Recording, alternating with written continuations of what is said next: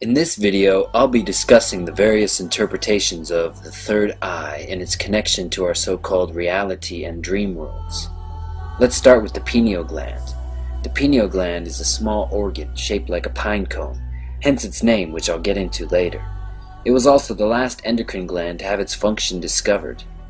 Its location, found deep within the brain, implies its significance. This led to it being considered a mystery gland, with all kinds of superstition, myth, and even metaphysical theories surrounding its supposed function. It's often associated with the sixth chakra, or third eye, called ajna in yoga. It is believed to be the dormant organ which can be awakened to unlock our hidden telepathic abilities and our inner vision. In the physical body, did you know that the eye views objects upside down? Then it sends those images it observes to the brain, which interprets them and makes it appear to us as right side up. According to René Descartes, who considered the pineal gland the seat of the soul, said it was our link to the one non-material part of the universe, the mind. This is one reason why I never try and refer directly to the terms right, wrong, good, or bad, because I find them to be such vague extremes that don't actually exist except on paper in people's minds. Generally, those terms are left up to each individual's imagination to determine which is which, until they're pulling rabbits out of their own hat and eventually pulling people down with them. I do think that the terms positive and negative are ideas we can relate to because it is what lines the very fabric of our universe and essence of our being. Life and death, light and dark, hot and cold, ad infinitum. Since everything essentially came from the same singularity in space, it means you and all that surrounds you are an amalgamated, randomized, ever-changing interpretation of itself, perceptually aware of the countless randomized branches extending outward at any given moment, which when you think deeply about it, is actually a glance into the many faces of your true self. Some of those faces are easier to relate to than others. Some are frightening and hard to accept. Others are exciting. However, all of them are inescapably a part of you as the self-aware universe. I always like to equate it to walking through a hall of mirrors of the mind, introspectively looking into the different aspects of the conscious self in the grand sense of the word. Unequivocally, what you or I individually think from the finite constructs of the ego is a temporary charade, a masquerade ball we all buy into for a short time to give us purpose. On the other hand, if one peels their perspective back enough, past myself, yourself, himself, herself, their selves, ourselves, one would see that it is just a game we play with our collective higher mind. When we step back into the discourse of the duality, however, we collectively demonize and burn people at the stake to continue forward with confidence in a given random direction, as we perpetually find ourselves caught in the eternal dance between a 1 and a 0.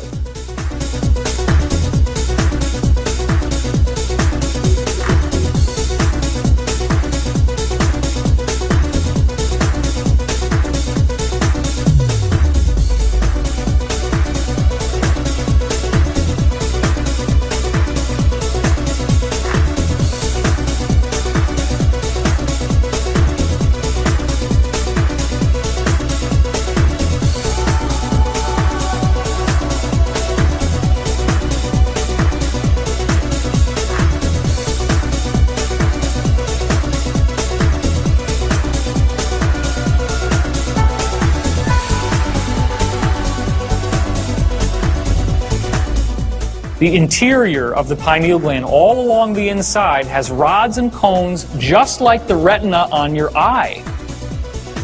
Do you think that maybe when they called it a third eye, that they knew what they were talking about?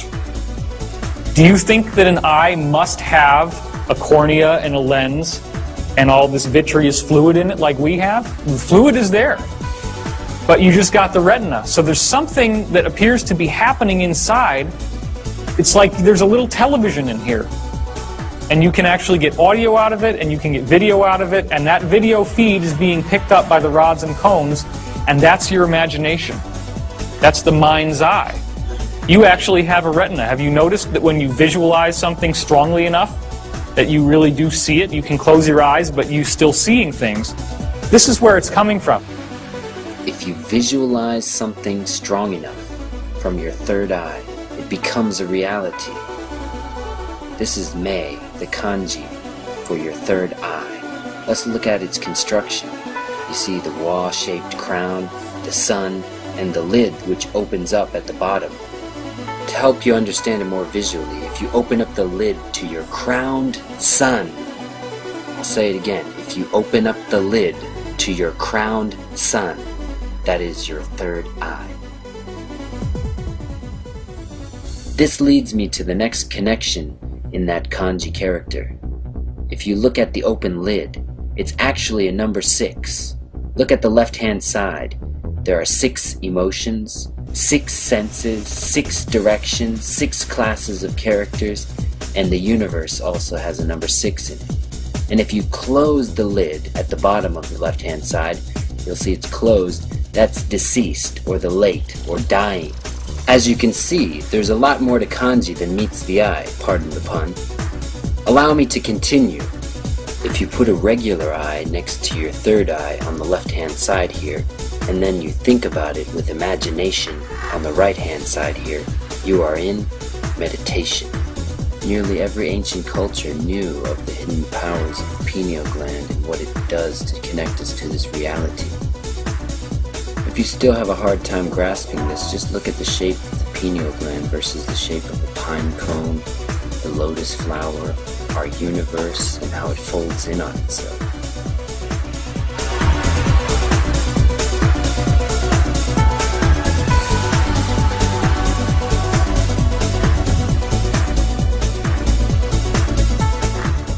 Again, this pine cone connection can be found in nearly every culture, as we see here at the top left, the Pope carrying a pine cone-like staff.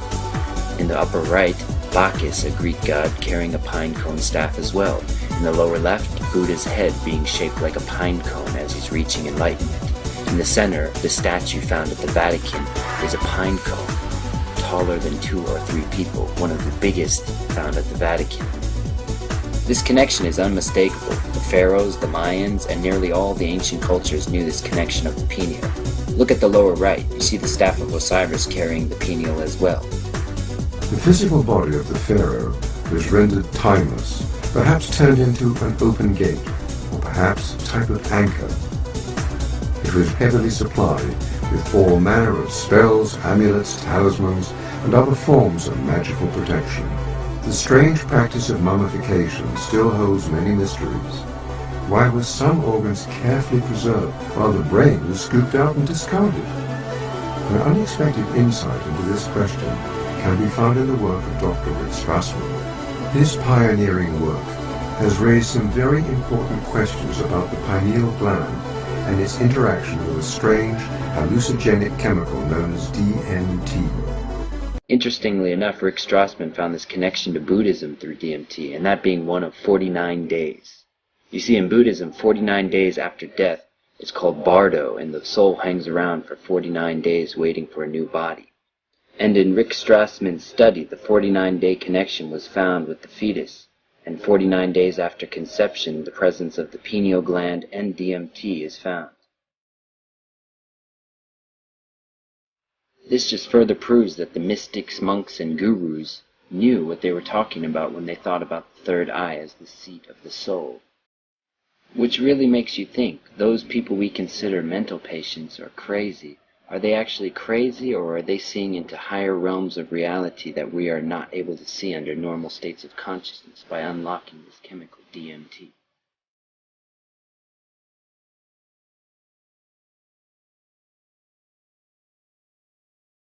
Rick Strassman found in these studies that people were reaching the same results, seeing the same things, and going to the same altered states of consciousness, all from different walks of life.